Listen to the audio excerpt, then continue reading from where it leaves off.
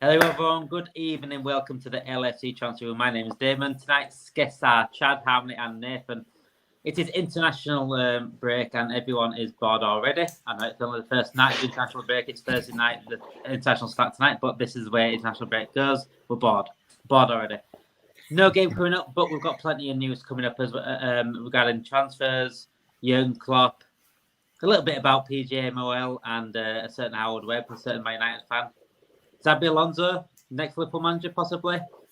Let's get into it, boys. First of all, Chad, how are you, my friend? The first time on the stream myself. How are you doing, mate? I'm good, man. I'm good. Yeah, it's our first time together. First time with Nathan as well. I've been with Harmony a couple of times, so maybe we can keep that harmony. Sorry, the pun there, but but yeah, no, it's great to meet you guys. Great to be on the street with you guys. Been at your first time with myself. I'll go slow, my friend. I'll go slow. Nathan, how are you doing, mate? I'm good, mate. I've been sick the last couple of weeks, so I haven't been able to come on. So finally back on, able to have a chat with you and have a good moan about the footy. A good moan, definitely. I mean, there's a lot to moan about at the moment. Not with Liverpool. Nothing to moan about the Liverpool. A couple of issues going on, but that's about it. It's more the outside of Liverpool. We've got to moan at. Ham, how are you doing, my friend? Yeah, I'm doing good. Good to be back on with the lads. Nathan, you left us hanging last week, but it's all right. We'll forgive you. It's good to be back on. Yeah, we had to go two-way, didn't we, me and after the game? But it was a late one, though, wasn't it? I was absolutely knackered by the end of that stream. Obviously, we got the win, but then we didn't get the win on Saturday, unfortunately, boys. Didn't get the win on Saturday against Brighton. Sunday, wasn't it? It's been that long. It's been that long since proper football had been on. So let's get into it then, boys. Let's get into transfer news. Transfer news first, and obviously we need a centre defence midfielder. I think it's quite clear to everyone that we need a centre defence midfielder. Plenty of names being thrown around. Andre, for example. Manu Kone is another one, and Manu Kone is the one that we're going to be talking about tonight. Bayern Munich are interested in the Gladbach player now, which it's quite interesting, really, because when a team like that comes involved, you've got to really go head to head, and it's about who offers the most money. I think in the end, when it comes to that sort of thing, they're on par in terms of like how big they are and things. I think Liverpool are bigger slightly, but still, when you come up against a big club, it's all about who can offer the most. What can you offer, rather than we're the only ones offering you the money. Hamlin, I'm going to start with you, mate. Liverpool are monitoring the situation. Should we really go in for Kone as, I won't say he's starting six, but it would be a good player to have in the squad, wouldn't it? Yeah, 100%. I think it's only my concern will be if we're going for him, are we not going for Andre as well? That's the only concern that I will have with that particular deal. Looking at it, but on paper, it'll be something that we definitely need. You can clearly see that McAllister is not comfortable in that position. You can clearly see that if we pushed him up a little bit more higher up the pitch, he'll be doing so much more. He can provide so much more to that front line as well. And all that's going to do is to make the opposition sit back a little bit more, be more cautious on how they come out and how they press us. So, and that's all going to be beneficial to us as Liverpool fans and obviously as a team and to Jurgen Klopp. And I think it was a massive, massive mistake from the club not to go for a six and to go for Endo, because yes, Endo, he performed well in the Bundesliga, but the Bundesliga and the Premier League are not the same. The pace is different. The tactics are different. The way we play to end the way Salzburg, I think that's where he came from, play is completely different. And this is a 30-year-old guy that will trust me that you want to put your belief in to do all of these things when you got all of these quick, pacey wingers and pacey midfielders running at him, and he's not that quick. You know what I mean? So that was something that I feel like we lacked and we kind of dropped the ball on. But when it comes to Kone, I think if he came into that position, I think he'll be doing much more a better job, because I feel like he's much more athletic, he's quicker, he's younger, he's taller. I think he can do so much more than what Endo can offer us in that position. Even though he's not a natural six, but he has the traits to really play that position. And if you have Trent alongside him, his responsibility would just be to win the ball. He doesn't need to break. Doesn't need to break the lines with the part of a pass or whatever. If he can do that, whatever, it's cool. That's good. If he can make those runs like Fabinho used to do, that's great as well. but his main responsibility will be just stop that ball from going behind us, or you know what I mean, just be so tactical with the fouls in situations like the whole Spurs situation when we conceded the last minute. If someone just fouled the guy, we would have conceded. You know what I mean? So we need a player like that. So that's what we're truly missing to really make us true contenders. Because even now we don't have a player like that. We're still in contention of actually contending for the Premier League. But if we can get someone in there in that midfield that just his main focus is just to win the ball and to be solid at the back, to make sure he protects that back line, then we're good to go. So that's my thought on it personally. Paul says here, I thought I heard the deal for Andre is already agreed. Am I wrong? I think it's just rumours at the moment, mate. I think a lot of people are saying that obviously there's nothing going to be in place yet because the Copa Libertadores final is yet to happen. I think the concentrating on the final. I think we'll hear more after that final. I think that's what it will be. Maybe there might be a deal accepted early before January and then maybe get over the line in January. But regarding the Andre thing, I think it's just more of a waiting thing. If we get Andre, there's no need for Kone. Do you agree with that, Chad? Because for me, Andre's I know he came from striker to a defensive midfielder, but he's more of a defensive-minded midfielder than Kone. But I still think Kone is a good shout in terms of for squad depth and for competition. She's still got to keep competition. Yeah, I think Andre he's more of a natural six, more defensive-minded, more attacking-minded as well, in the sense that he's a two-way player. Kone is very much a progressive player, but he lacks a little bit in defense.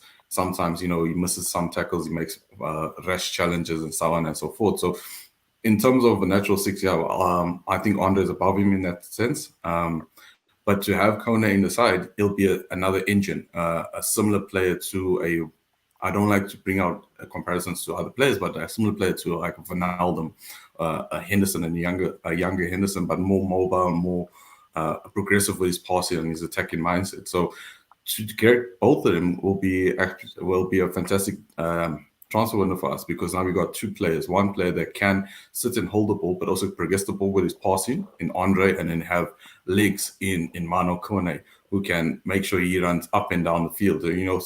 And that's a dynamic that we can add to our midfield, because we already have Jones, we have Elliott, who are young players that are very mobile. Jones's game is very much adapted to his game to play in that pivot, to be a run up and down player. He's not the Jones of younger years where he was on the edge of the box, ready to take the ball, shoot, or try to find the pass, or try to run into the box. He's more of a now calm player, deep line player, play the ball, pass it through the lines, and make sure that we can get the ball forward. So I see Kone as an upgrade for that type of player. I don't think he's an upgrade on Jones, but I think he's an upgrade in that type of player in terms of he's had the experience playing every week in and week out, playing against top players, even though it is the Bundesliga and the game is slower, like Harmony did say about Endo. It still provides the experience that he can provide in that sense. The ability to press and make sure that he can be between the lines, intercept the balls, because he's very good at that as well. Especially if you've seen him in the French under-21s, not the past Euros because he got injured obviously, but before that, he's very much adaptable and understanding how to break down passing lines. And to have that in the midfield next to a person like Andre, who's now a solid brick in front of the defensive line, it adds a lot to our game and allows the better players to be the better players, the better passing and progressive players like Soboslai and McAllister. So for me, to get both of them in January would be an absolute steal for me, especially at the prices that they're asking for.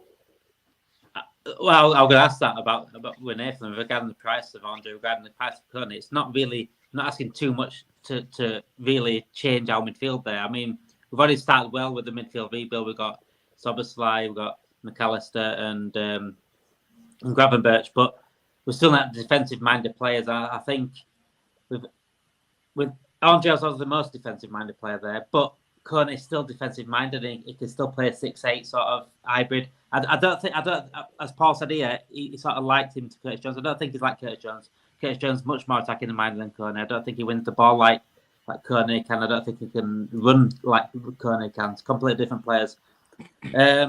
What about you then, Nathan? Do you think Kone should be an addition as well as Andre in January? The only problem I've got now is I feel like I would love to have both of them. I think we would all love to have young, talented players, but I genuinely think that if we're going to see 2 more midfielders come in, as much as like we've had the conversations a lot on here and also in the group chat that we've got, the WhatsApp chat, about needing to bring more players in, I just feel if that does happen, I just don't think there's enough space in the team personally, with the fact that we've had the Endo and Gravenberch towards like, you know, the end of the window and stuff like that. And I'm happy with that. I was going to add on to Harmony's point before. One of the frustrating things that I've felt in terms of the signing with Endo is I don't think he's getting given the chance as well to make it his position. Because one game he's coming in and he's playing and he's getting took out for 2 or 3 games and McAllister's getting put back there. Like, I get it. We all know. And it's you know, pretty much being seen in plain sight now that he has probably been brought in for that hybrid role. But then if he has... Does Klopp trust him, Nathan? Does Klopp trust him? I don't know. I don't know whether he does trust him, but I don't know whether it's the case of trusting him or the case of he is literally meant to be playing what James Milner used to do. Because if that is the case, then we've left ourselves short again. And I to be honest, I think he's only had 1 game where I've looked at him and thought, you know what, he doesn't look that good. And it was the first game against, was it Lask? I thought the first half was it the first half? I thought he looked poor. He looked like a player that's just come from the Bundesliga who's been battling with relegation, which is exactly what they were doing. But he's looked good in some games. He's got to give the lad a bit of a leeway as well. He's played how many games he played with 10 men? You know what I mean? For me, like, I think this season is all about transition and all about trying to get ready for next season. I would be absolutely fine with Klopp being risky and playing him DM and putting McAllister further forward and just see how it goes. Like, it just get used to the system, getting that system. Yeah, exactly. And if it doesn't work, it doesn't work. And then hopefully it'll open the eyes to the owners even more, which, you know, we all know what they're like, to say, listen, we need to go and buy number 6. But then in the same mind, like I said, if we were to bring Andre in, which again, we're having conversations about whether he's not, even him himself, he's not like a Rodri number 6 or a Fabinho. He's more of like a Bruno Gomes. Like, he's like a Bruno Gomes / Thiago mixed player. Even Kone, like I've seen in a conversation saying Kone's not a 6, Andre is. Before he got injured in the Euros for France, he was playing that role and letting Kevin Fulham go forwards and like be the creator kind of thing, like we have, which we would have in McAllister and what we've got in Dominic Szoboszlai. So we can definitely play the number 6 role. He's a defensive-minded midfielder, isn't he? Yeah, 100%. Yeah. Like, that's what we haven't got right now. Yeah, exactly. I think that's exactly that. I think we could do with that. Like, my only concern is, I think if we bring in 2 midfielders, even with Andre, I'm concerned because I know Thiago's probably going to leave, but in my mind, I think that there's been rumours last couple of days about Bajcetic maybe going out on loan, and I thought last season when he was playing, he was good enough this year to come in and play at least 1,500, 2,000 minutes in all competitions. And now, obviously, I know he's had his injuries, he's had his niggles and stuff like that. I just don't know whether it's going to happen. And I kind of think if we was going to get Kone and Andre, Thiago leaving, I think there's another one. Like, it's weird because I'm in a position right now where I love Harvey Elliott as a player. I think he looks great when he comes off the bench. But I think he's right down at the bottom now, I think. And it's crazy because in terms of talent... No, that's what I mean. I get it, like he's a winger, but I don't know whether he's good enough to play on the wing either. I don't know what he like. It's weird because I think he would be great in like a City system, like Man City system. You know what I mean? Like where he doesn't need to be quick. He just has to be good on the ball, moving about. You know, that type of hybrid player that can play in a few different positions across the front line and can play in midfield a bit like Foden and Grealish and players like that. Banana Silva. Yeah, that's what I mean. I think that's what I think. I just don't know whether, like we've seen it with Fabio Carvalho. We just don't use that type of player. Yeah. But go back to the original question. I'd love us to go and sign Kone and Andre, 100%. The 2 very exciting players, the 2 completely different players, but they've got the traits that Liverpool need in the sense of we seem to be getting the players coming in now who want to press and have got the output going forwards, but we're struggling massively. Like, I think we're not doing too bad defensively this season in comparison because there's so many games we've been down to 10 men.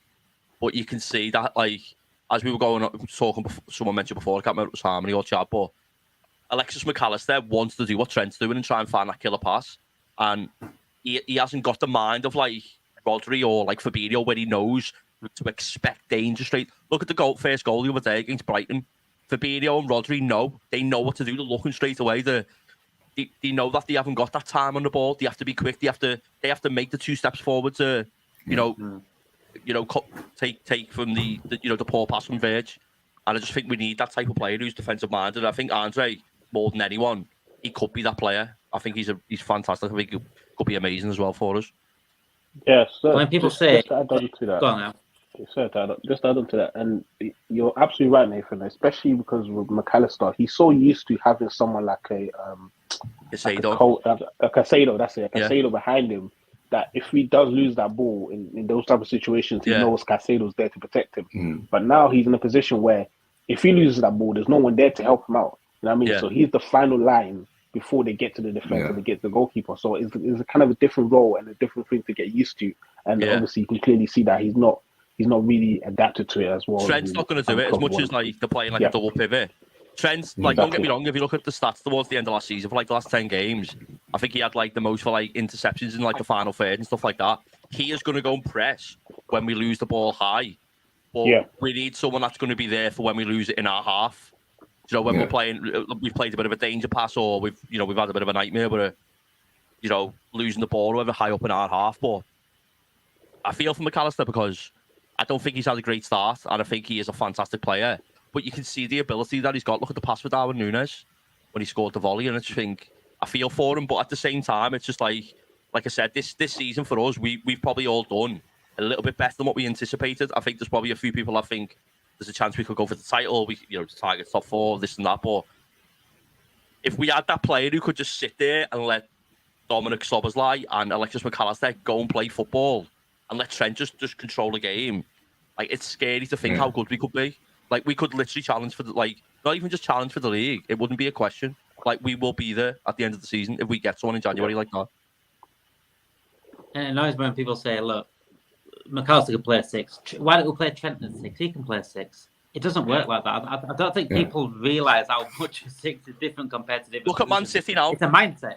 Look at Man City now without Rodri for 3 games, 3 losses. It says it all. Massive. Literally says it all. And they've got Haaland, they've got De Bruyne, who sees their key players. And they were talking about this on the Sky Bet, the new program they're doing now. And Rodri is actually the most important player in that team. He is. Yeah. DM 100%. is one of the most important players in any title-winning team. We see that. Yeah.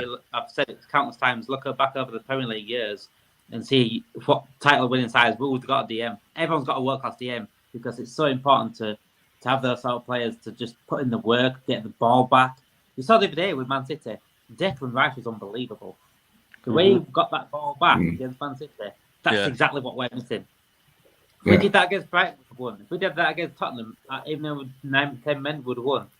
It's massive, absolutely massive. Yeah. And especially now when we have we transitioning into a new formation, a new style of way how we play. We're gonna have those gaps in the midfield, especially with the inverted right back. We're gonna have those gaps.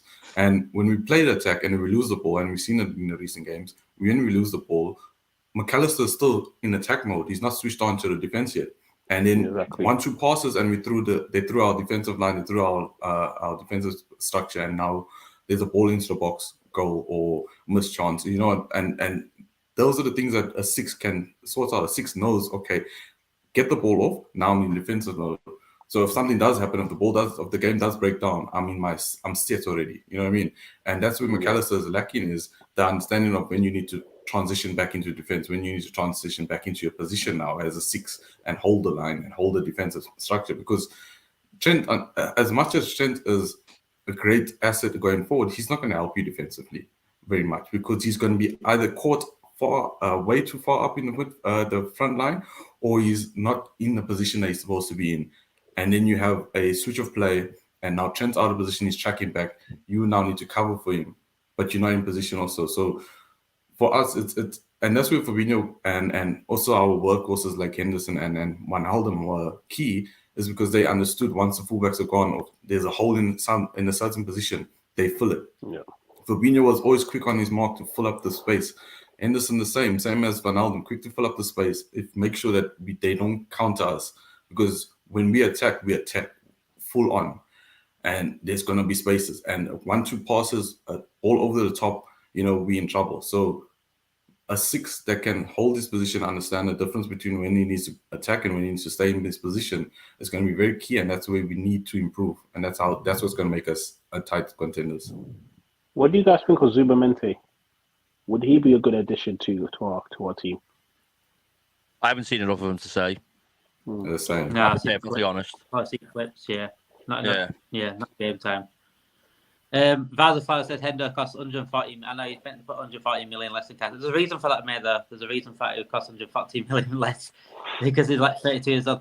Jen, thank you once again for your super sticker, £10 super sticker.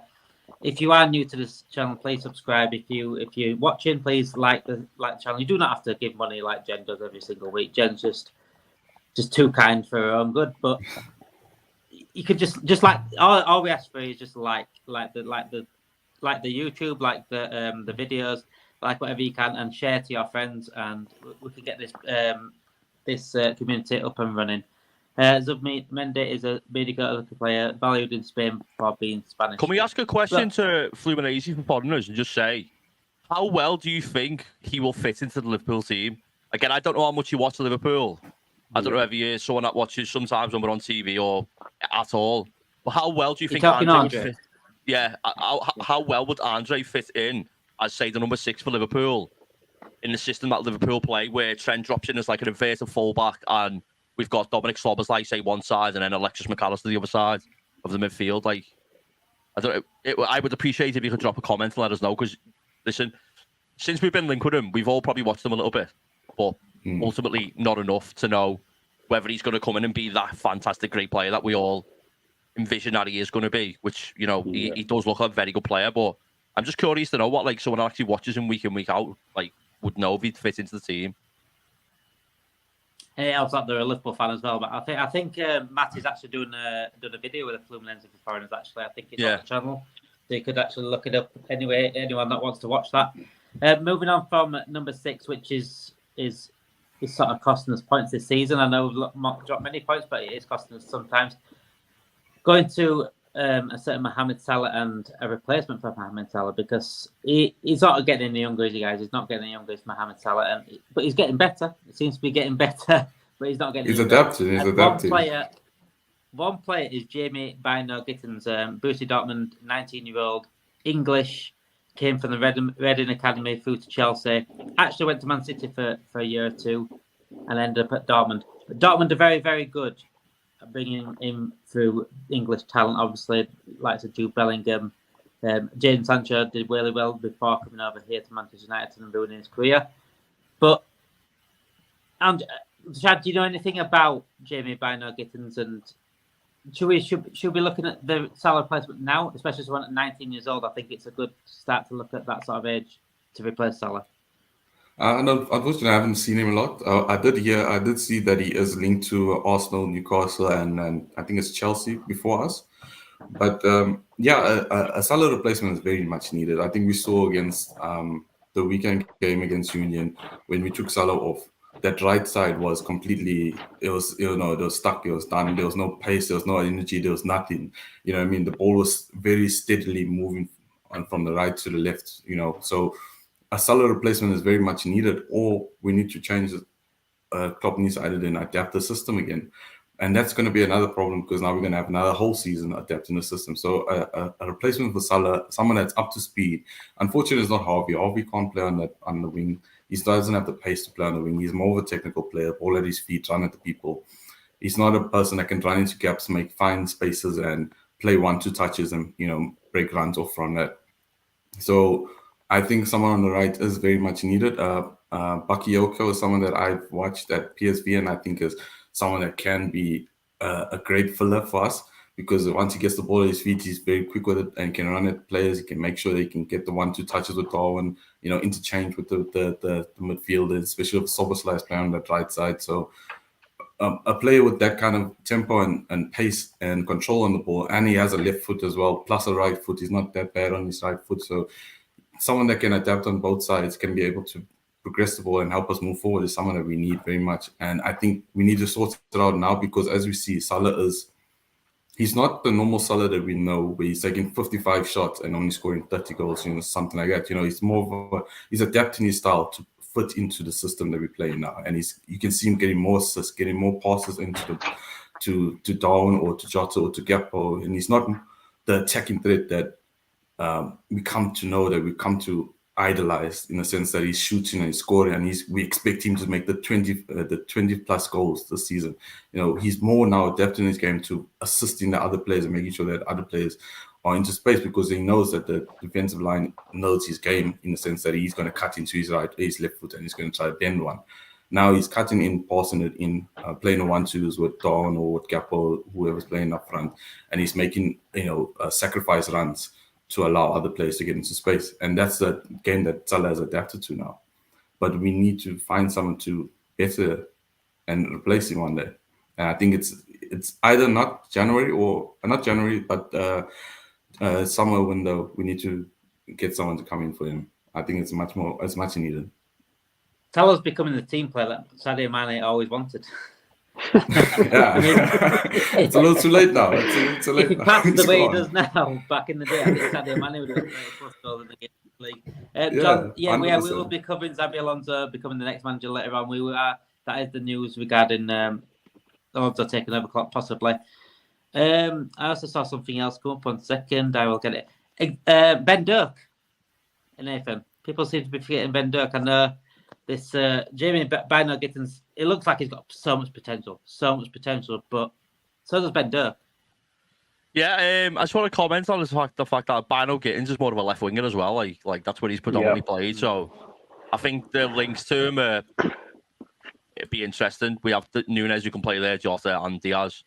Ben Dirk's an interesting one, because like if Liverpool signed him from like some mad Brazilian team, and like you'd seen all like the compilation clips that we've seen him do for us already, or like the Scottish national team, but for like Brazil, let's say, everyone would be hyped up and be like, yeah, look how good this young player looks. But I still think when we see him play, like I'm absolutely happy with him staying and playing Europa League football and stuff like that, and cup games. And the only problem I've got is, let's say against Brighton the other day, we're trying to go for a winner and Salah's knackered.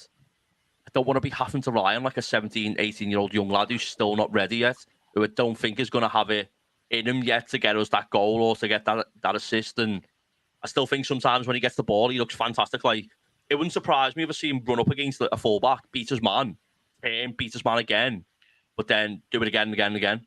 Like, he's that good, but I think like his decision making is the last little thing. Like, I'm not going to compare him to these players, but similar to like a Adama Traore, Alan St. Maximin, who looks so feisty on the ball and so good, but then lack the end product. He's a kid, so I'm not trying to say that he can't do that, but I think the problem is, I think Liverpool are in a position where it's not out of the question. So maybe we need to go and buy 2 right wingers if Salah leaves, because as Chad said before, Harvey Elliott just hasn't got the pace, and we've seen that like electric pace from Salah and that like the vision from Alisson when he catches the ball in the corner and just smashes it up, and we counter and we score, and that's how Liverpool play. Like, that's how we attack, like, very quickly. And I think, like I said, I feel like I've been quite negative towards Harvey Elliott this stream, but I really like him. I think it's like the biggest compliment I could give him. I think he could go and play for someone like Guardiola and do well. Do you know what I mean? I just don't know whether he fits what we need. In terms of Bynoe-Gittens, I've watched him a few times. He's a really, really good player. And the only concern for me is, I just don't think players from the Bundesliga are as good as what like the level of the Premier League is at times. And I think that when I've watched him, he does look a good player. But Jadon Sancho looked like one of the best wingers in the world, and he's come to United into the Premier League, and he just he's looked nowhere near that. Do you know what I mean? It is my. It's hard to judge that when it's United. Yeah, I know. Yeah, United's an absolute stinker, isn't it? But in the comment, Fluminense Foreigners has mentioned Luis Enrique for better. So I've seen him a little bit. He looks good, and I've just had a little look at his article as well. He's put up on Twitter, and it's so hard. Like Salah, I don't think we're going to sign a direct like for like replacement for Salah. You can't. No, I think it's going to be different. Like I agree with what Chad's saying. Like he's kind of changing his role. I still think he will get 25 plus goals this season, by the way, in all competitions. Yeah. No. Like I said, Liverpool this season have started the season really well, but we've also like 50% of our games in all competitions we've had 10 men or less. You know what I mean? So it's going to be interesting, and I personally don't know who we could go for. I just don't. I like Doku would have been an interesting one before he went to City, because he's someone that I've watched for a couple of years now. Yeah. But he had a little bit of a quiet period last season, but he had, he was the year of the Euros. He was looking like a player that someone was going to go and buy him then. Do you know what I mean? And he dropped off a little bit, and no one really spoke about him too much. Are we done with Carvalho? I think Carvalho is going to leave. I think he's like Harvey Elliott. I think Harvey Elliott's different to the sense of like what we brought him in for. I think the envision with him was to keep him, but Carvalho to me is a player that we've went and signed, got him on a low fee because of the because he was on a free transfer, wasn't he? And because of like the way it works, if you come through the academy and stuff like that, you can try or whatever. I think we paid like 6 to 8 million for him. And one of the worst things is he's gone to Leipzig, he's barely played, but I still think Liverpool could go and get 12, 15 million for him next season and make a profit. And that, to me, do you not think he could play that? Do you not think he can play the Soboslai role in the sense that he can be the link between the midfield and the attack? Possibly. I just don't know whether he's he's physical enough for it. We've seen what's like to play in the Liverpool midfield again. Harvey Elliott in that position where is he? I think he's like in between being Harvey Elliott. Like, number 10. I think they're both number 10. Yeah. And I just don't think like if you're going to play in Liverpool's front line, you have to be very, very, very good and aware of where you need to be at. Like Jota's not the quickest player, but he's got great finishing and he knows where to be. Salah, Diaz, Nunez are all fast, like really, really fast. And if you want to be in the midfield, unless you're like at a level where you're almost world class, you can control the game, which I don't think he can. You need to be someone that's got a lot of energy and a lot of legs that can close and run and do this and do that. Yeah. You know, which we've got. Which Gravenberg's got a bit of both. By the way, what a player he is. Dominic Szoboszlai, what a player he is as well. I feel sorry for Harvey because, ironically, when he's come on this season, he's looked great, but I think he's looked poor when he started. So we're in a position where, like, let's say and imagine that Elise leaves Palace next season, and Palace coming in offers 40, 50 million for him. SFC, you're gonna lick the lips, mate. You know what I mean? And the way question for everyone in the chat now: if someone offered us 50 million for Harvey Elliott, would you take 50 million for Harvey Elliott? Oh, yeah, 50 million. Yeah. In today's game, 100%. Don't forget, Andy Gordon went for 45 million. You know what I mean? So 100%. 100% I would. Yeah, that's what I'm saying. Paul says vodka and orange. Is how many vodka and oranges? Well, whatever gets him through the international break, Paul. Whatever gets him through the international break. How many? Just like Nathan said, it's going to be hard to replace Salah like for like. It's going to be impossible. We've only just replaced Gerrard now in Szoboszlai, so it took that long for Gerrard's replacement. Why? What do we do? Do we go for someone that's more assist-minded? I mean, Ben Doak, he doesn't look like he's going to score much because I don't think he cuts inside enough and come inside enough to get in the box and score many goals. Yeah, I've always said more like an old-fashioned winger, more like the 90s winger, more like Beckham. You know, those direct right wingers that go and cross the ball on the bar line. Do we go with that sort of player? Do we stick to a player that can cut inside? For me, I think a great option would be Kubo from Real Sociedad. Oh yeah, good shout. He would be a great someone that can come in and play in that position. I think if we went for him in January and we got him, oh my gosh, that would be such a deadly duel between him and Salah. You know, he's such a great player. I think he can use both foot. He's both footed as well. And he has that Japanese link with Endo, so we can kind of he's the captain, so he kind of put in a word for us. You know, you never know that could happen. But for me, he's got to do something. And Endo, he's got to pull his weight. Yeah, exactly. Somehow. Yeah, he's got to pull something. On his keep. He's had a great season so far, Kubo as well. He's been really good this season. He's been very, very good. Very, very good. For me though, I've been looking at Sane. I've been watching him these last couple of games. I've been watching him a lot, and the last game that I watched I can't remember who they were playing against, and he did a couple things that I was like, wow, Salah does those things. You know, the way he takes on players as well, the fact that he has Premier League experience. I think if we can get someone like a Sane in, and then get someone younger underneath him who can learn from him and who can come in, and obviously when he gets older in age, transition him in. That would be a great deal, and I feel like it will be easier for us to bring in a young lad under him, and he will get more games because I feel like Sane it's more easier to manage in terms of like giving the young player minutes and him resting. Because Salah, Salah, he's not going to want to come off. He's going to want to stay on that pitch. He's going to want to, play every single game. But I feel like with Sane, you can kind of say to him, okay, you know what, you're playing the first half, and then within the 60 minutes, you're coming off. This young lad is going to get a chance, to kind of show us what he got. So that is the reason why I'm looking at him, because he's I think he's at 28, going to be 28. So he's not going to have that many years on that right hand side. So that's going to give enough time for the younger player, whoever it's going to be, more time to adapt to the team, more time to adapt to the league as well, and kind of gain his own personality onto that role as well. And won't have that much pressure on him because he knows he got Sane who's going to be playing ahead of him. So it gives him time to actually kind of get into the side a little bit more and be more comfortable when he actually starts for us. Because rather than getting a young 19-year-old to be the guy that we depend on to play on the right hand side, there's a lot of pressure on there, especially because you're wearing that Liverpool shirt and you got that Anfield crowd, you got the expectations that it's going to come with it. And not to mention the price tag that you might go for. You might go for 70 million, you might go for 80 million. You never know where the market is. That just adds on pressure to the player.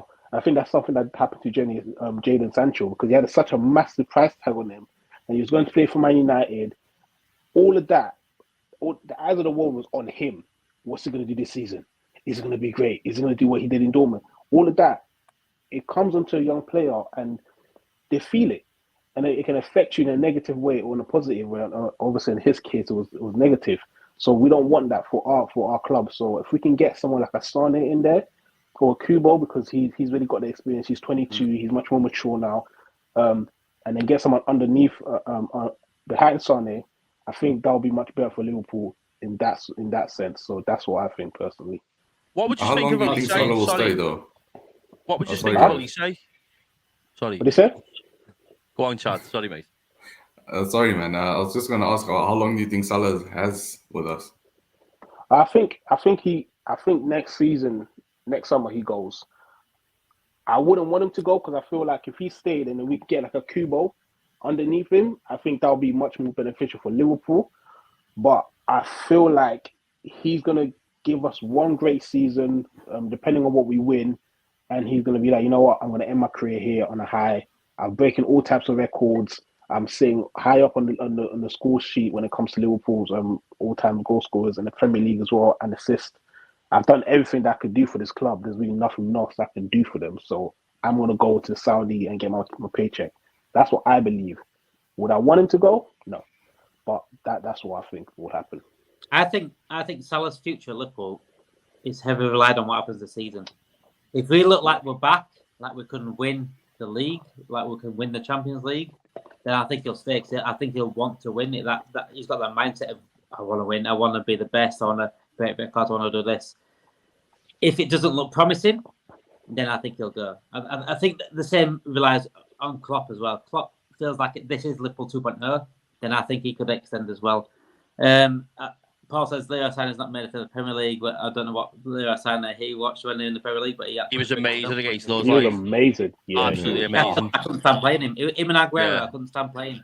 There's not many players that do that to me when I come up against players. Him, and we'll talk about Hazard being retired this season. Hazard's another one I didn't like playing against. Yeah. Oh my gosh. I was watching some of these compilations, especially the goal he scored against us. Oh my God. It was against Albert Moreno. I'm not having that one. I'm not having that one. I could have done that to Moreno. Absolutely ripped us a new Arsenal. Oh man. He might be the best dribbler of the ball I've ever seen in the Premier League. He's that good. Yeah. 100%. He just the ball literally fantastic technically. He's the closest to what I think in terms of the way Messi plays, the ball just sticks to his foot. Oh yeah. That's what he was like. Yeah. I don't think he's the best player. I think he had a couple of seasons where he just had that absolute stinker ball. When he was at his I think level. it was his mentality that let him down a lot. Possibly, if he had elite mentality. Yeah, exactly. One of the best ever. But look when he signed for Real Madrid. When he the first summer he went there, he was overweight and everything. Any professional thinking, I've said an 80-90 million pound move to the biggest club in the world, arguably. Yeah. You're going to be getting. You want to be more. Like Trent said, I don't know if you've seen the podcast on Liverpool channel on YouTube. He said the other day, this season, Trent, he wanted to be ready first day of pre-season as if it was the first day of the season. He's he wants to be in the position where if Liverpool were starting the season on let's say the 6th of July, not the the 11th of August. He wanted to be ready to go there and then. And there's players like that though, isn't there? With Hazard, like Hazard's such a good player, but Yeah. he could have been. I just can't believe how bad it went for him at Real Madrid. I thought he would have. I thought that league would have been an absolute playground for him. Yeah. It's just He'd been mad, like, isn't it? yeah. He forced the move as well. Like a bail move, wasn't it? It's Like a bail move. what baffled me. He was forcing the move to go there. So you thought, like, in my opinion, I thought that would have been the move when he thought, like, everything around it seemed like he really wanted to go there. It just didn't work. But, like, he just didn't really put the effort in. Like, Gareth Bale, I think's more. It's weird with Gareth Bale. I think Gareth Bale. I was having a conversation with someone the other day. Sorry to go away from the Liverpool chat, but like he had his time at Real Madrid will be kind of like tainted by their fans, and like everyone from the outside might kind of think, "Oh, did it go well?" But if you actually sit there and break it down, when he played for them, he was fantastic. Like we know more than anyone. You know what I mean? Champions League final and stuff like that. I always remember that goal I did where it was against, I don't know if it was against Bilbao or Athletic Madrid. It was in the final of the cup, I think, and it was it the final of the cup. It wasn't the cup when, No, it was against Barcelona. He went out to play. When he ran out Barcelona. to play, Yeah. he knocked the ball on and then ran out of play, and he fucking hell. And Done it against Inter as well, didn't he? Goalkeeper when he went to the Done box. it against Inter against Maicon in like 2012 or something. He ripped up that Champions League that season. By the way, when Tottenham won that Champions unreal. League, he retired Maicon that season. Helio said, I saw him doing the Bundesliga, a bit in Bundesliga, but I couldn't see a future at Liverpool. But I guess scouts. But don't put yourself down, Helio, because scouts get it wrong sometimes. I mean, scouts at Liverpool in the past have got likes of Jimmy Chari and Kyriakos and Voronin. So scouts don't get it right every single time. Don't you be dissing Traore, Champions League winner, lad. I'm not having no Jimmy Chari praise in this chat, my friend. I'm not having no Jimmy Chari. Do you remember his correct against Burnley in the FA Cup? Oh. It was Burnley, wasn't it? Danny Olmo from Leipzig, what do you think? Danny Olmo's a very, very good player, by the way, but he's more of a left-sided player and more of a striker, sort of left-sided winger. I don't think he would be a Salah replacement at the moment. Let's move on then from transfer news to just normal news. And I want to go a little bit over what sorry about my camera there.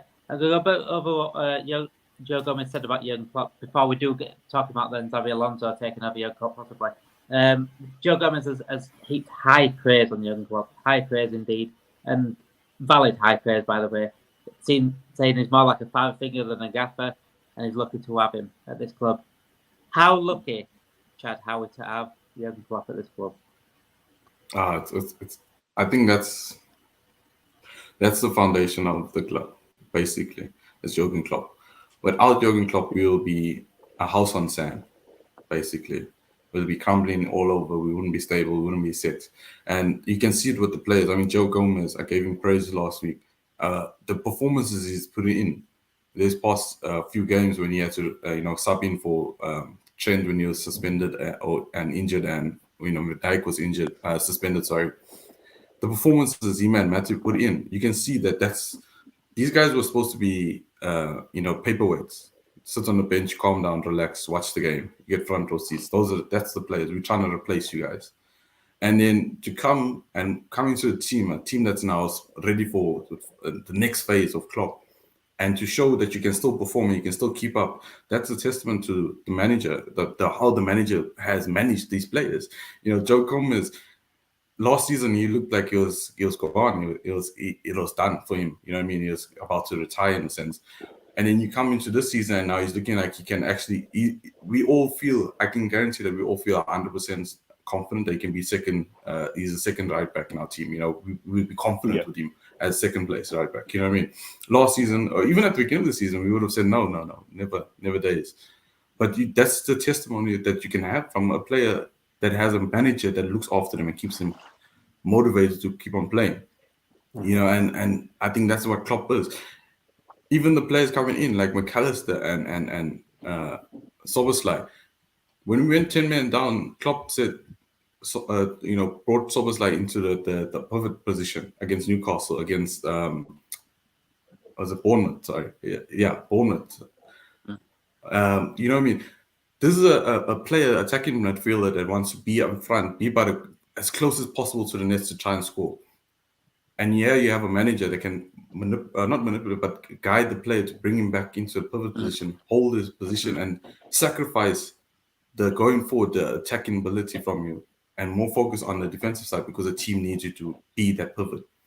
And that he wouldn't do that. Even he said it himself, like the hungry manager wants him to play in the 6, but he's never got him to play in that pivot position. This is his international manager. This is his manager that gave him the captain's armband, but just sold this idea of him playing at pivot position, and he's very comfortable playing that position. He doesn't you haven't heard him say anything about it. You haven't heard him say any bad things about him. Klopp moving him to the pivot position. So with McAllister, you haven't heard McAllister say anything about him playing in the 6. He goes on and he does his job and he plays 100%, even though we know that he's not a 6, but he still goes out and he gives his heart out for us in the 6 position. And he's disappointed and he's mad at his own performances. Other players will say, no, but that's not my position. But you see the manager guiding the guys, putting his arm around the shoulder, and that's what Klopp is. Klopp is the heart of the team. He's the foundation.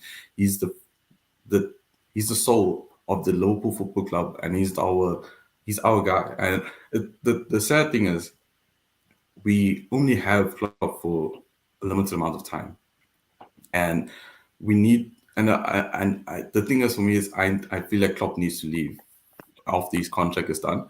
Not because I think he's a bad manager, but I think that because it's kind of like, okay, you end on a high, don't drag it on too much, because if he keeps on staying here, it's going to drag him down, and it's going to drag his impact that he had on the club down. So I want to enjoy Klopp for what he is now, and I think he is the football club. He's more important than the owners, the cleaners, the banks, everything. He's the football club, and I want to enjoy him as long as I can. I want to see Jurgen Klopp with owners that can back him. That's what I want to see. That's if true. Klopp That also a bit more backing in the last 10 years, I think would have won at least 2 more Premier Leagues.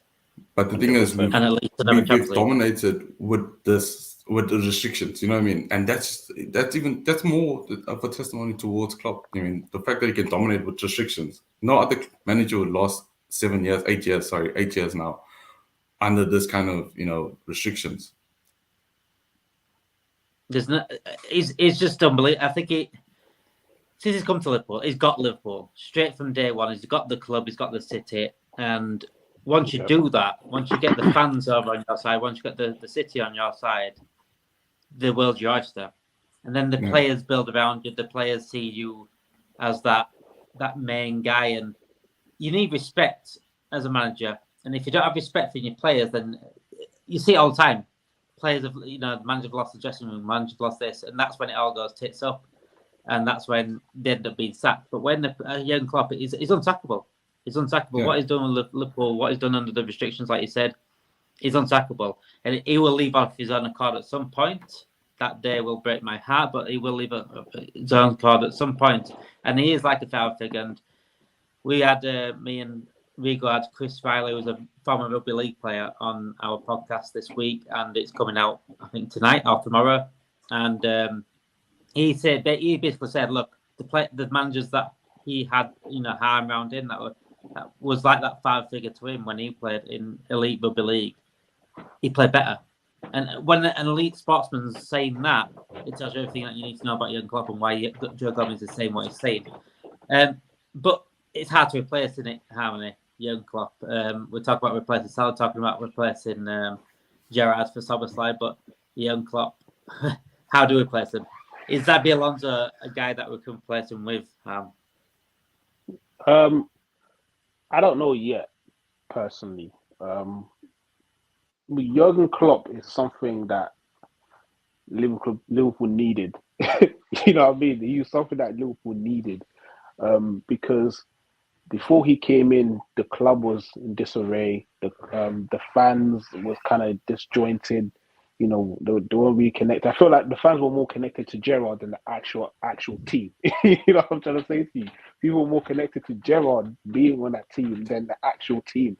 Nowadays, you can see that the whole fans are actually connected to the team, not just one player, and that's because of Klopp.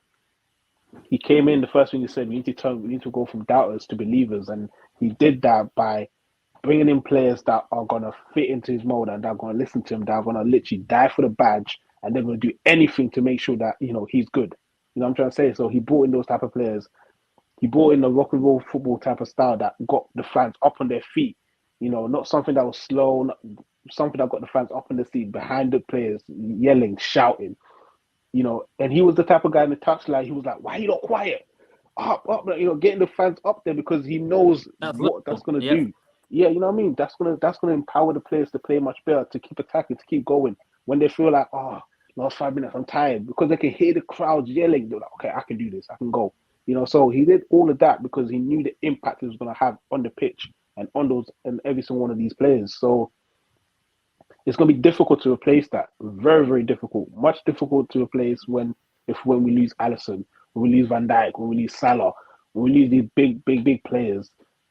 It's going to be harder to find the Jurgen Klopp than to find these type of players. You know what I'm trying to say? So, so for me, Jurgen Klopp is going to. I want it to stay for another 2-3 years, but in my lifetime, I agree. With that.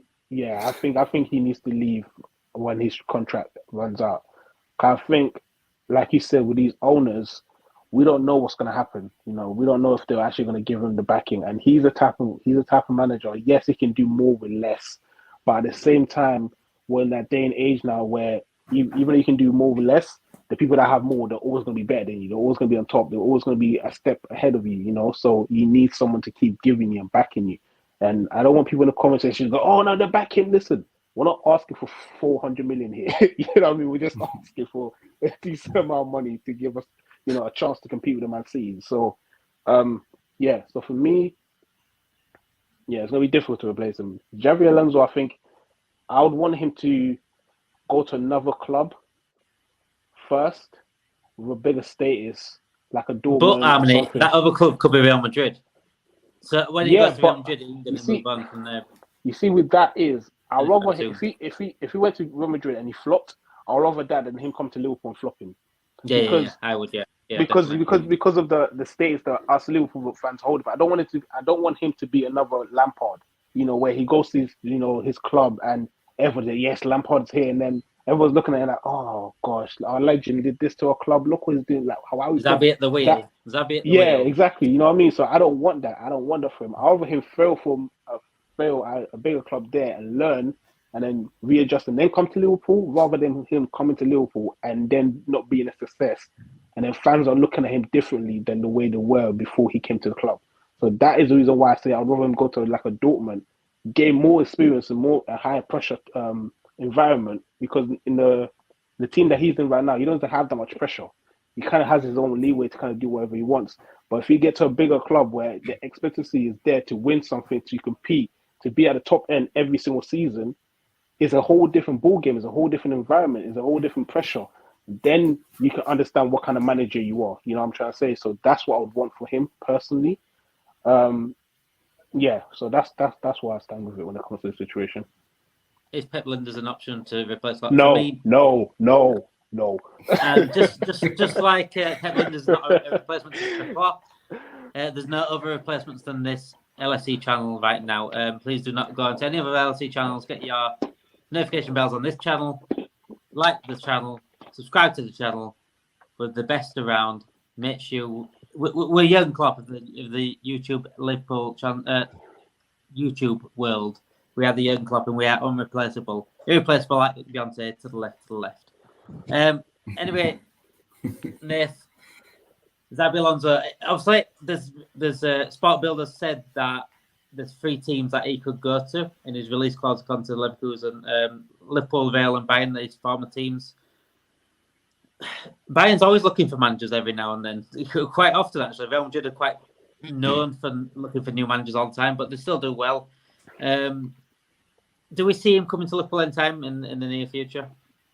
I think Klopp will sign a new contract. I think this conversation that we're having right now is going to be irrelevant when he signs a new contract anyway. So, I partially disagree a little bit with Harmony, which is not something I normally do, but I think Alonso's at a perfect club for him to progress and do what he's doing. He's took Leverkusen from being pretty much in a relegation battle to, I think there might be, I don't know if they still are, but they were top of the league last week. No, they still are. They still are. Still are, yeah. Yeah. They're dominant, you know. I don't know if you've watched them. I've watched them a couple of games. Yeah, I've watched a few games, yeah. I haven't checked over the last week or two though, so you've got to start somewhere. I get it, but the problem is now, I think the pool of managers that Liverpool would be looking at is so small. Like from what I can see from out there right now, let's say he had to leave tomorrow just for whatever reason, hypothetically. De Zerbi will probably be the first manager I'd go for. That's just, I like the way, a style, I like his charisma, I like the way he is as a person. I like the little comments he made the other day with Klopp. You know, he spoke about the decision with the handball, about Van Dijk and stuff like that, and said, you know, we could have been an arsehole about it. You know, at the end of the day, if that happened against Liverpool, we'd probably moan about it a little bit more. Could have been Ange. Yeah, exactly. That's what I'm saying. But he said, hey, give it Klopp 99% of the time, so on and so on. You can see there's a respect there, and you can see he's a nice fella, do you know what I mean? But he's also a fantastic manager, and how he's got some of them play, like Lewis Dunk, Jason Steele, players like that who are like... Yeah. Lewis Dunk's a fantastic ball-playing centre-back. Jason Steele's a fantastic ball-playing goalkeeper. Like, Jason Steele's a goalkeeper that you would see sitting on the bench for a championship club. You know what I mean? But then, going back to Alonso, there's something about him, like, it's weird. Like, if someone, like, it might be because we've seen what Gerrard done in Villa, but if someone offered me Alonso or Gerrard tomorrow, even though Alonso's got such a short tenure because he's been managing now, a year or something, I'd take Alonso. Like, it's not even, like, I don't know, there's just, he's got an aura about him as well. Like, Gerrard comes across, like, I love Gerrard, Liverpool's greatest ever player in my lifetime. But I think that Gerrard is the type of manager where I think he could become, like, quite, what's the word? I don't know. Like, he just, I think Alonso is quite open, and I think Gerrard's more, like, concealed in himself, and I don't know. I just think Alonso would be a better fit. I know Gerrard gets the club more, but I just don't know whether he, like, I want him to do well. Like, he's doing all, like, Ettifaq now. They're one of the teams that didn't get the investment from the PIF in Saudi, and they're actually doing quite well. They've signed some players that you wouldn't expect to work, like Gino Wijnaldum, Henderson, Jesse Lingard, Dembele, and Damari Gray. So compare these to the likes of Neymar, Ronaldo, Fabinho, and players like that. They've not spent, like, in comparison to the other teams, and they're actually doing quite well. They're getting results. So, you know, we never know what could happen with him. He's done really well. The basically Liverpool of the Saudi Arabian League. Yeah, kind of. Yeah, they're not getting backed by the owners properly and all that. But yeah, I think with Gerrard, there's something about him, even as a player, like, where, like, I just don't know whether I personally don't think he'll ever manage Liverpool, and I don't think it's a bad thing either, because sometimes the best stories do need to have an ending. Do you know what I mean? And I think that ending for me was probably when he left, and I just don't really know whether he's ever going to be the Liverpool manager. I don't know whether he would. I think he can possibly get to that level. But Alonso, for me, just like I said, he's got an aura about him. Like, he's got, like for me, he could bring something to Liverpool that we've never seen in terms of, like, a style of play and stuff. And yeah. Just I don't know whether it's just because he's a good-looking fella. Do you know what I mean? Like, so he could turn a lot of fellas the other way. He's got everything, hasn't he? Like, he's gorgeous. He's brilliant. Do you know what I mean? Like, everyone about him is just like you just want him to be like. Imagine him standing on the sideline with a suit on and all that. Like. But yeah, ultimately, I want Klopp to stay. I think Klopp will stay. And someone said in the chat, like, I don't want Klopp to, like, go down, like, the Arsene Wenger route where, like, eventually he just gets, like, you know, they come to a mutual agreement. And I agree with that, but Klopp's been here 8 years. Wenger was there for, like, 25 years. I think he's a long way away from that. And I also think Klopp has the club's best interest. I think he's got more of a connection to the city, the fans, and everything in general than what Arsene Wenger did. And they're in similar positions, actually, because when Wenger was leaving, they weren't really getting the investment that they needed from the owners because of he was still paying off the Emirates and stuff like that. So, but I don't think Klopp will stay that long, nowhere near that long. But I think, I think Klopp's the man to still take us forward. Give him another 3-4 years, I'll be happy with that.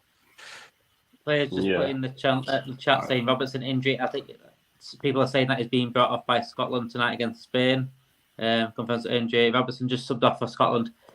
that's not really that good. If it depends, I don't know what the injuries are, how bad it is, but that's not good in terms of. Robertson's starting to find a little bit of form. He's been off for a couple of games, but he's still finding some sort of form this season. I think Robertson.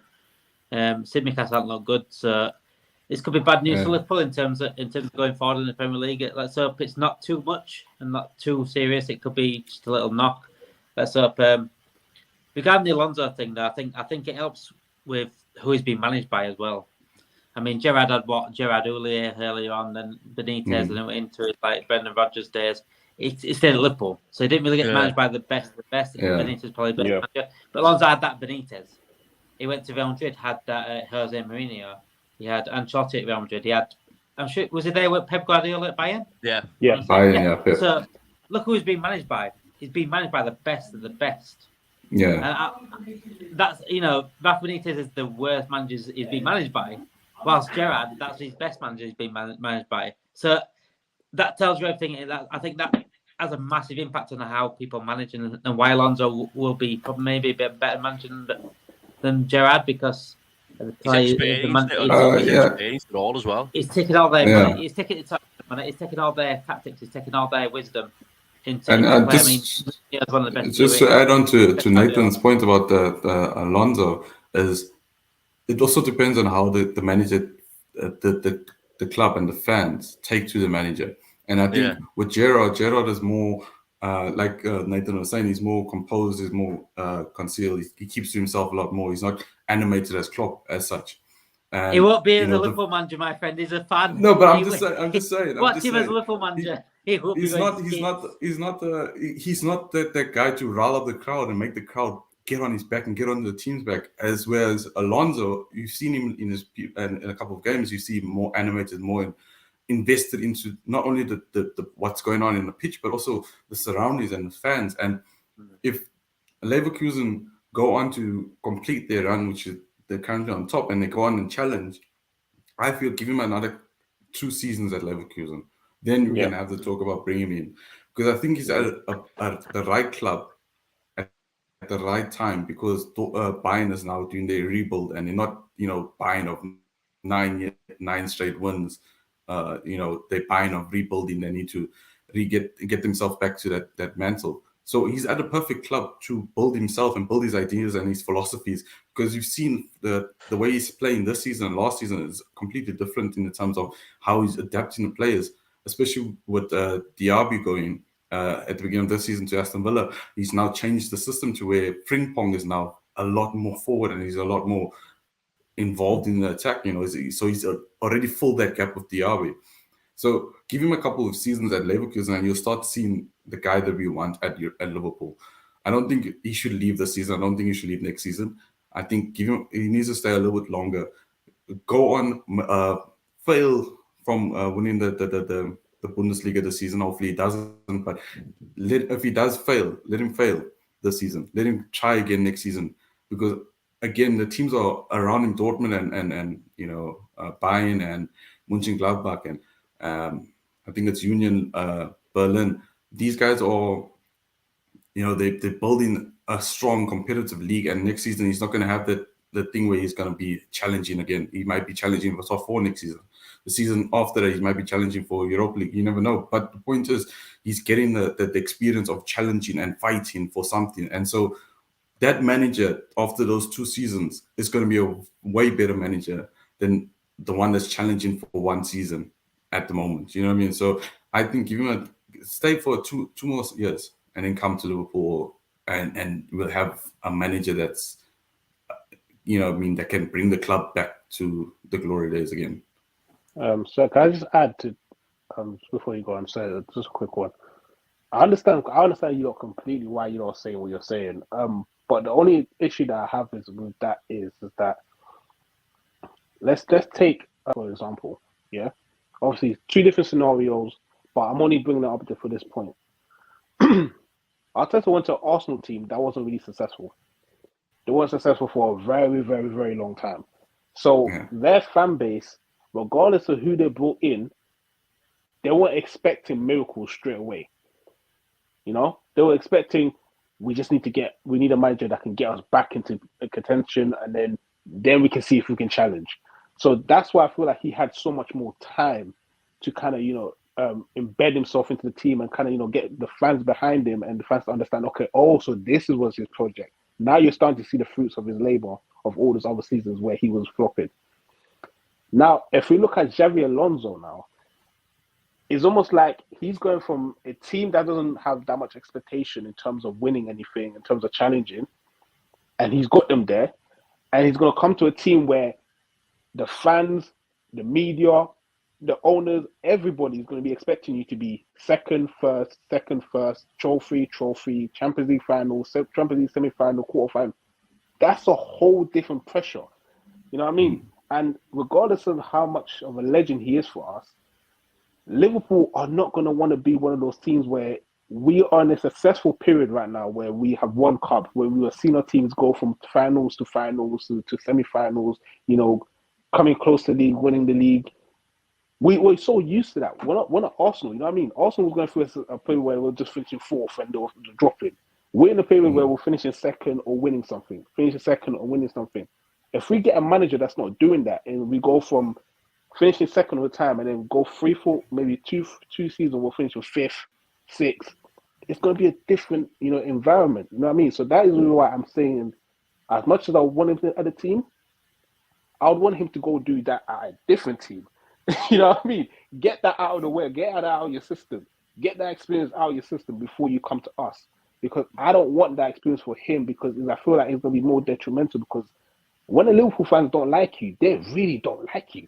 You're going to hear it. You know what I mean? So that is where I feel like that is the reason why I wouldn't want him to come straight away. I would want him to go to another team with much more pressure where he has to face those adversities where they expect him to finish second. They expect him to win some trophies, to get to the late stages of the Champions League. You know what I mean? That expectation, to gain that experience, to understand, okay, I can handle this experience or I need to change certain things and then come to Liverpool and he'll be much more stable and much more to be able to continue that trend that we are on rather than him coming now and then it's a whole different ballgame for him. You know what I mean? So that is the only reason why I wouldn't want him to come. So, yeah.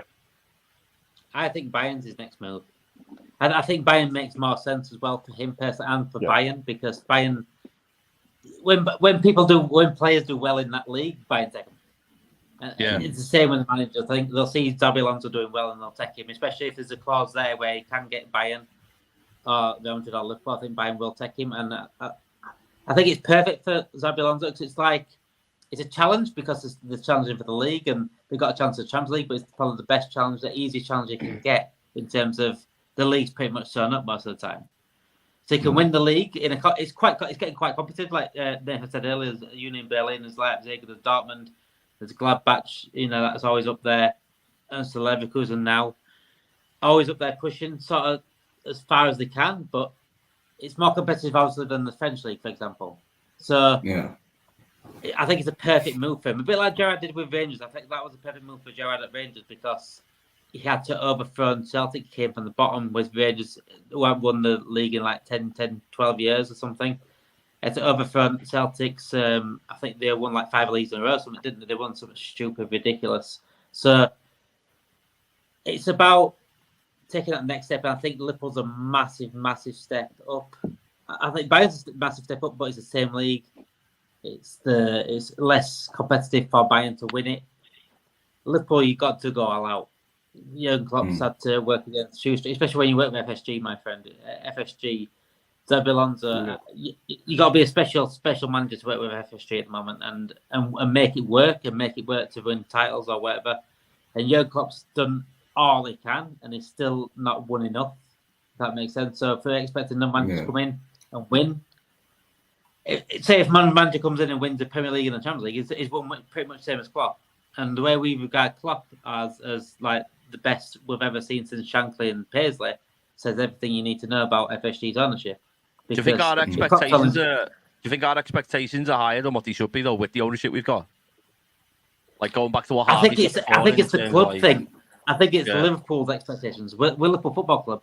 I think that's why I get that. I agree. Like our expectations should be titles, Champions Leagues, finishing second or first, stuff like that. But I mean, Jurgen Klopp has put us into this. Like if you go back to when we had like Rodgers or Hodgson, no fan had the expectation, like realistic expectation of us going anywhere or doing anything. Like, I like I said, I agree with Harmony saying, like, I wouldn't want to bring Alonso in now. Like I said, I'd be quite happy for Liverpool to give Klopp another contract because, again, it all depends on a lot of factors. Like, I've not seen anything in him that shows that he can't keep doing it. Like, he's ironically, I think that we're actually doing a lot better this season than what a lot of people anticipated. I would hope. How long's he got left now? 3 years, is it, or 2 years? 2. Let's say he signs an extension till like 2028 or something. He stays another 5 years. Until 27. Maybe 36. I think it's 26. 2026. Let's say he stays till like 2028. That gives the club 5 years to look for another manager. And you know what I'd love him to be part of the process as well of trying to find a manager because he gets the club, he gets the city. He knows, like, again, it could be a bad thing as well because, you know, look at the sporting director that we brought in the summer, but you know, ironically, he brought in, you know, would we have went for him if we had someone else, and would we have got Sloboslai if we didn't, you know, bring him in? I don't know. So it's an interesting one. Like, right now, I don't think Alonso's ready. I agree with what Harmony saying. I agree with everyone saying. Like, he needs another 3 or 4 years or something.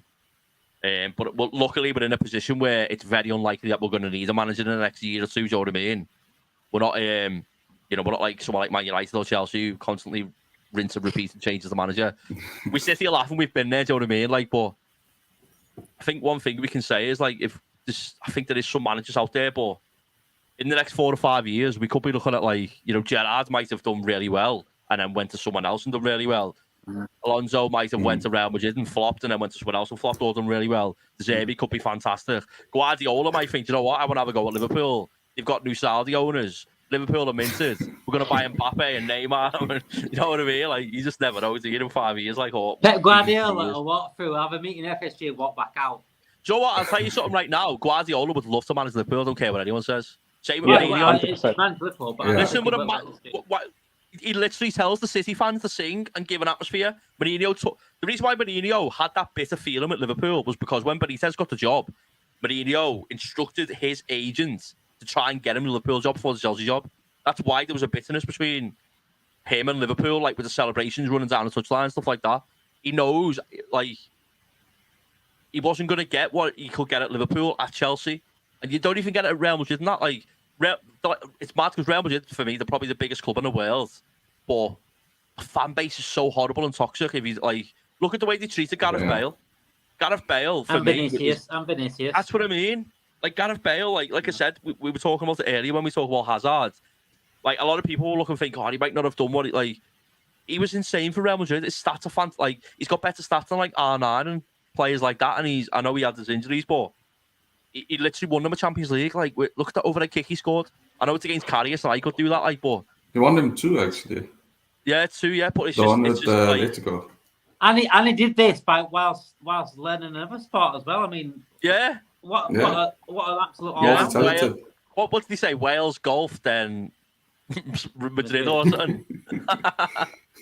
You can understand why the fans didn't like him, like with saying stuff like that. But you know, there's no smoke without fire. They were giving him. It was retaliation.